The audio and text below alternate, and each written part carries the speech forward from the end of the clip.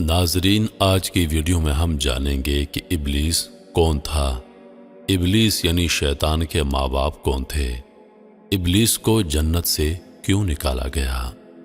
ہم لوگ صرف اتنا جانتے ہیں کہ ابلیس کو جنت سے اس لیے نکالا گیا کہ اس نے آدم علیہ السلام کو سجدہ نہیں کیا، لیکن حقیقت کچھ اور تھی۔ حضرت آدم علیہ السلام کو سجدہ کرنا بھی ایک وجہ تھی، لیکن ابلیس کی اصل وجہ کچھ اور تھی۔ آئیے آج کی ویڈیو میں جانتے ہیں کہ ابلیس کون تھا، ابلیس کے ماں باپ کون تھے، ابلیس کی تاریخ کیا تھی، اور وہ اصل گناہ کون سا تھا جس کی وجہ سے ابلیس کو جنت سے نکالا گیا۔ ابلیس کی نسل کی ابتدا جس جن سے ہوئی اس کا نام تارانوس کہا جاتا ہے۔ تارانوس ابلیس سے 1,44,000 سال قبل دنیا پر موجود تھا۔ تارانوس کی نسل تیزی سے بڑھی کیونکہ ان پر موت طاری نہیں ہوتی تھی اور نہ بیماری لگتی تھی۔ البتہ چونکہ یہ آتشی مخلوق تھی تو سرکشی ان میں بہت پائی جاتی تھی۔ ان جنوں کی نسل کو پہلی موت فرشتوں کے ہاتھوں پیدائش کے 36,000 سال بعد آئی، جس کی وجہ سرکشی تھی۔ یہاں پہلی بار موت کی ابتدا ہوئی، اس سے پہلے موت نہیں ہوتی تھی۔ بعد میں چلپانیس نامی ایک نیک جن کو جنات کی ہدایت کا ذمہ سونپا گیا اور وہی شاہ جنات قرار پائے۔ اس کے بعد ہاموس کو یہ ذمہ داری دی گئی۔ ہاموس کے دور میں ہی چلیپا اور تبلیس کی پیدائش ہوئی۔ یہ دونوں اپنے وقت کے بہت بہادر جنات تھے اور ان کی قوم نے چلیپا کو شاشین کا لقب اس کے شیر کے جیسے سر کی وجہ سے دیا۔ ان دونوں جنات کی وجہ سے ساری قوم کہنے لگ گئی کہ ہمیں اس وقت تک کوئی نہیں ہرا سکتا جب تک شاشین اور تبلیس ہمارے درمیان موجود ہیں۔ ان دونوں کی وجہ سے قوم کے جنات آسمان تک رسائی کرنے لگے اور تیسرے آسمان پر جا کر شرارت کراتے۔ ایسے میں اللہ کے حکم سے فرشتوں نے ان پر حملہ کیا اور عبرتناک شکست دی۔ اسی دوران جب اسرائیل علیہ السلام کو ابلیس نے دیکھا تو سجدے میں گر گیا۔ ابلیس شروع سے ہی ایک نڈر اور ذہین بچہ تھا۔ اس میں باپ کی بہادری اور ماں کی مکاری کوٹ کوٹ کر بھری تھی۔ اس نے ملائکہ کے ساتھ جا کر توبہ کا باقاعدہ اعلان کیا اور پھر فرشتوں سے فیض علم حاصل کرنے لگا۔ علم حاصل کرنے اور ریاضت کا یہ عالم تھا کہ پہلے آسمان پر عابد، دوسرے آسمان پر زاہد، تیسرے آسمان پر بلال، چوتھے آسمان پر والی، پانچویں آسمان پر تقی اور چھٹے آسمان پر قبازان کے نام سے مشہور ہوا۔ یہ وہ وقت تھا جب یہ فرشتوں کو علم سکھاتا تھا۔ ساتویں آسمان پر ابلیس بقا نور میں رہا، ملائکہ کا معلم قرار دیا گیا۔ یہاں تک پہنچ کر ابلیس نے اپنی عاجزی اور ریاضت کی انتہا کر دی۔ کم و بیش ابلیس نے 14,000 سال عرش کا طواف کیا۔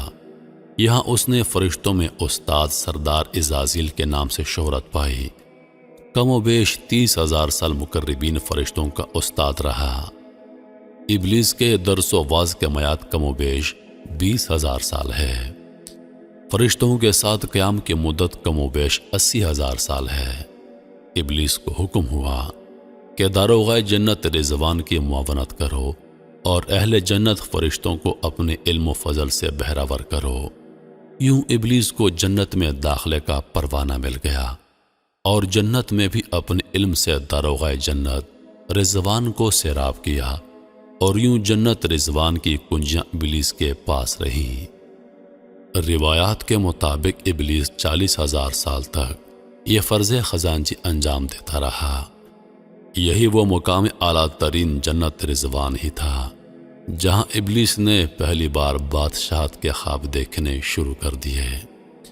اس وقت ابلیس کے پاس 7 اقلیم، افلاک، جنت و دوزخ سب کا اختیار تھا اور اس نے چپے چپے پہ سجدے کیے تھے، مگر یہاں پر ابلیس عاجزی سے پہلی بار بھٹکا اور خود کو بادشاہ بنانے اور رب بن جانے کے خواب دیکھنا شروع کر دیے۔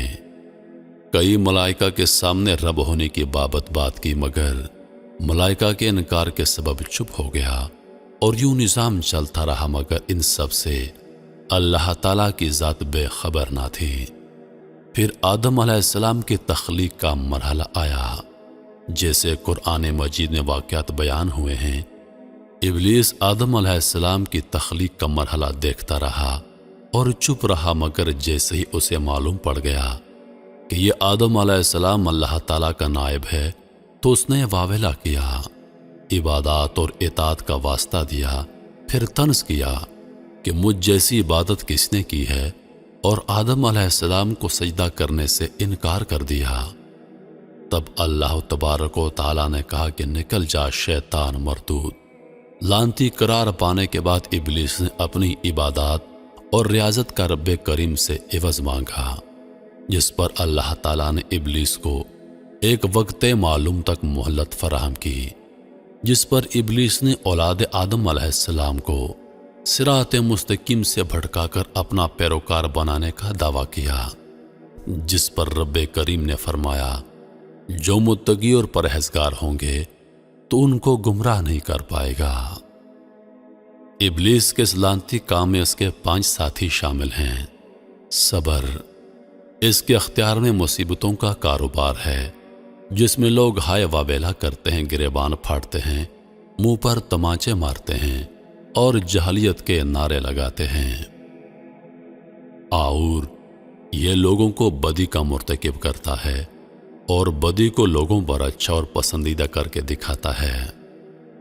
مصوت، یہ کذب، جھوٹ اور دروغ پر معمور ہے، جسے لوگ کان لگا کر سنیں۔ یہ انسانوں کی شکل اپنا کر ان سے ملتا ہے اور انہیں فساد برپا کرنے کی جھوٹی خبریں سناتا ہے۔ داسم، یہ آدمی کے ساتھ گھر میں داخل ہوتا ہے اور گھر والوں کے عیب دکھاتا ہے اور آدمی کو گھر والوں پر غضب نہ کرتا ہے۔ زکنیور، یہ بازاروں کا مختار ہے، بازاروں میں آ کر یہ بددیانتی کے جھنڈے گاڑتا ہے، بازاروں میں برائیوں اور فحاشی پر ورغلاتا ہے۔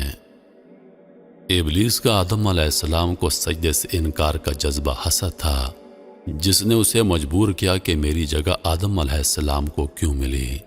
یہ اس کا جذبہ تکبر اور غرور تھا کہ میں اعلیٰ ہوں، اور اس ایک سجدے سے انکار کی بات نہیں تھی، بات اطاعت سے سرکشی کی تھی، شرک کی تھی۔ ابلیس نے دل میں خود کو رب مان لیا تھا۔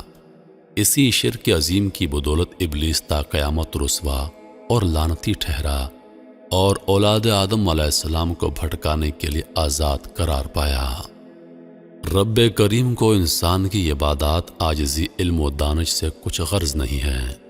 رب کریم صرف دیکھتا ہے کہ دل میں اطاعت و فرما برداری کتنی ہے، اسی بنیاد پر تقوی اور پرہیزگاری کے درجے قرار پاتے ہیں۔